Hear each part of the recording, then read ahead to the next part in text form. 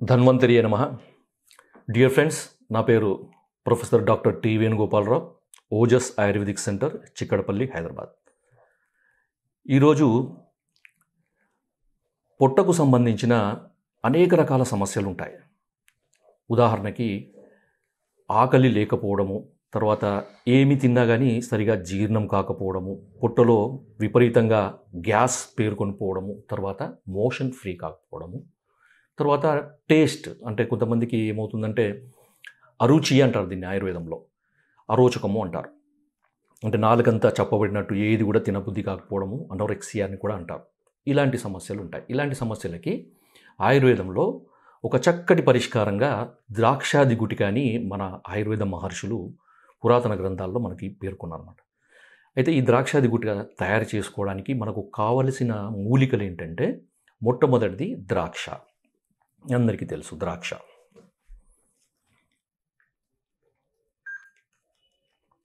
ఇది ఎండు ద్రాక్ష అంటారు కదా, మునక్క అని హిందీలో అంటారు, రైజిన్స్ అని ఇంగ్లీష్లో అంటారు. సో దీంట్లో గింజలు ఉంటాయి కాబట్టి గింజలు తీసేసి పెట్టుకోండి. ఇంట్లో గింజలు ఉంటాయి, ఈ గింజలు తీసేసేయండి. ఈ విధంగా గింజలు ఉంటాయి కదా, ఈ గింజలు తీసేయండి. సో గింజలు తీసేసి మనము కొలుచుకుంటే అది ఒక 100 గ్రాములు ఉండాలి. తర్వాత జీలకర్ర, ఇది అందరికీ తెలిసిందే. జీలకర్ర కూడా ఏంటంటే కొంచెం లైట్గా పెనంలో వేయించి లేదా మూకుడులో వేయించి మిక్సీలో పొడి చేసుకోవాలి. అది ఒక 100 గ్రాములు. దాని తర్వాత సైంధవ లవణం. సైంధవ లవణం కూడా అందరికీ తెలుసు, రాక్ సాల్ట్ అంటారు. ఈ రాక్ సాల్ట్ కూడా ఒక 50 గ్రాములు. అంటే ఇది 100 గ్రాములు ద్రాక్ష, 100 గ్రాముల జీలకర్ర అయితే 50 గ్రాముల సైంధవ లవణము, 50 గ్రాముల మిరియాల పొడి. మిరియాలు కూడా అందరికీ తెలిసిందే, మిరియాలు, నల్ల మిరియాలు. ఓకే. దాని తర్వాత నిమ్మ ఉప్పు, దీన్ని సిట్రిక్ యాసిడ్ అంటారు. ఇది రవ్వలుగా పలుకులుగా ఉంటుంది, క్రిస్టల్స్ లాగా ఉంటుంది. సిట్రిక్ యాసిడ్ని లేదా నిమ్ముప్పుని అది కూడా ఒక 50 గ్రాములు తీసుకోండి. తర్వాత శొంఠి, ఈ శొంఠి కూడా అందరికీ తెలిసిందే. దీన్ని కూడా శుభ్రం చేసుకొని పొడి చేసుకొని తగినంత పెట్టుకోండి. దీనికి కొలత లేదు కరెక్ట్గా, ఎందుకంటే మనం మాత్రలు చేసిన తర్వాత ఈ శొంఠిలో మనం దొర్లించాలన్నమాట. అందుకని మీరు తగినంత శొంఠి తీసుకొని ఆ పొడి చేసుకొని పెట్టుకోండి. దీంట్లో కొలతలు కూడా మామూలుగా నేను ఇప్పుడు మనం తయారు చేసుకోవడానికి వీలున్న కొలతలు చెప్పాను. మీరు ఏ రేషియోలైనా తీసుకోవచ్చు. ఆ రేషియో ఏంటంటే 1 భాగము ద్రాక్ష, 1 భాగము జీలకర్ర, అరభాగము సైంధవ లవణము, అరభాగము మిరియాలు, అరభాగము నిమ్ముప్పు. ఓకే. ముందుగా ఏం చేయాలంటే ఈ ద్రాక్షను, అంటే మనము గింజలు తీసిన ద్రాక్షను మెత్తగా రోట్లో వేసుకొని బాగా మెత్తగా దంచండి.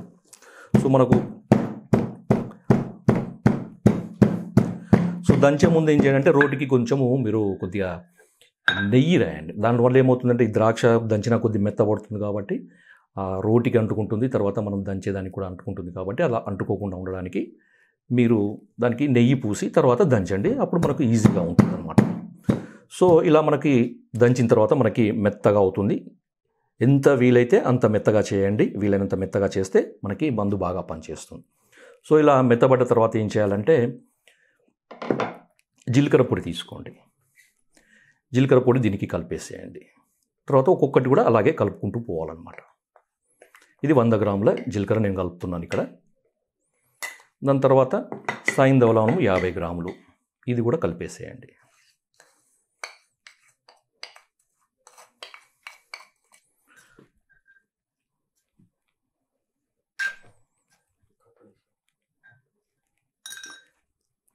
తర్వాత మిరియాల పొడి కూడా కలిపేయండి దీనికి.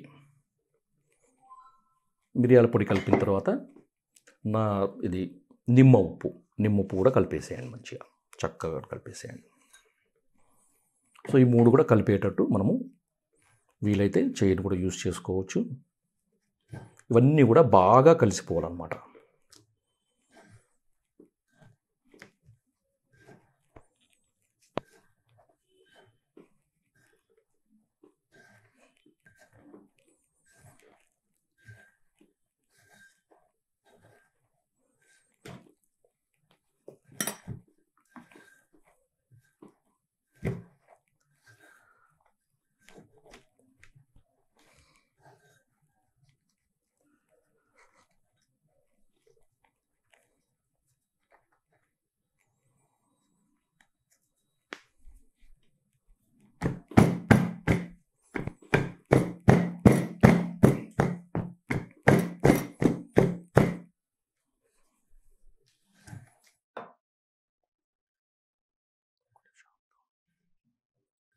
నిమిషం ఆపితే ఒక పెద్ద స్పూన్ తీసుకురామని చెప్తాను.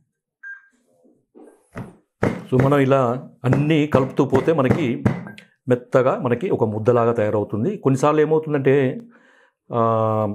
ఈ రేషియోలో కొలతల ప్రకారం తీసుకున్నా కానీ మనకి ఈ ముద్ద తయారు కావడం కొంచెం కష్టమవుతుంది. అలాంటప్పుడు ఏం చేయండి అంటే ఇంకా కొంచెం ఒక 50 గ్రాములకు లేదా ఒక 100 గ్రాములు లేదా సరిపోయేంత ఎండు ద్రాక్షను మళ్ళీ కలిపి బాగా మీరు కనుక ఆ పొడులతో మిశ్రమానికి బాగా వేసి దంచితే కనుక మనకి ఈ విధంగా మాత్రాపాకం అవుతుందన్నమాట గట్టిగా. దీన్ని మాత్రాపాకం అంటారు. ఇలా కావడానికి మీరు తగినంత ద్రాక్ష తీసుకొని మళ్ళీ కలపవచ్చు. అలా అయిన తర్వాత ఏం చేయాలంటే మాత్రలు చేసుకోవాలి. ఈ మాత్రలు ఏంటంటే 2 కుంకుడుకాయ గింజలంతా ఈ సైజ్ అన్నమాట. దాదాపు ఒక 1.5 గ్రాములు అప్రాక్సిమేట్లీ మనము కుంకుడుకాయ గింజ కంటే కూడా 2 కుంకుడుకాయ గింజలంత సైజు మనం చేసుకోవచ్చు. చేసుకొని దీన్ని ఏం చేయాలంటే ఈ శొంఠి పొడిలో వేయాలి. ఇలా ఒక్కొక్కటి తయారు చేసుకుంటూ మనము శొంఠి పొడిలో వేసుకుంటూ పోవాలన్నమాట.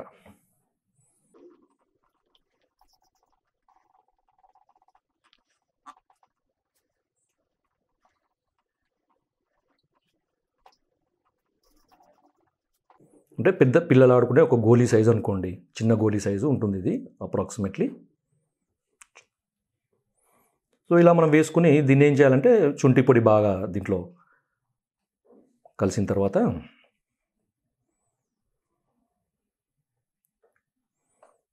వీటిని ఒక ఏదైనా కంటైనర్లో భద్రపరచుకోండి. సో ఈ విధంగా మనము ద్రాక్షాది గుట్టిగా తయారు చేసుకున్నాం కదా. దీన్ని వాడే విధానం ఏంటంటే దీన్ని నేరుగా తినకూడదు. ఇది చప్పరించి తినే మందనమాట. నోట్లో వేసుకొని చప్పరిస్తూ మింగుతూ ఉంటే ఇది అద్భుతంగా పనిచేస్తుంది మిత్రులారా. ముఖ్యంగా అరోచకం, ఇంతకుముందు చెప్పాను కదా నేను, అరోచకం అంటే నాలుక టేస్ట్ లేకపోవడం. అంటే మనకు ముందు కంటి ముందు తర్వాత ప్లేట్లో తినడానికి అన్ని రకాల ఆహార పదార్థాలు ఉన్నా కానీ తినాలని అనిపించినా కానీ నోటి రుచి లేకపోవడం వల్ల తినడము అనేది ఇబ్బంది అవుతుంది. దీన్ని అరోచకం అంటే చాలా రకాల కారణాలు ఉంటాయి. ఇంకొకటి ఏంటంటే మనం తీసుకున్న ఆహారము చక్కగా జీర్ణమవుతుంది.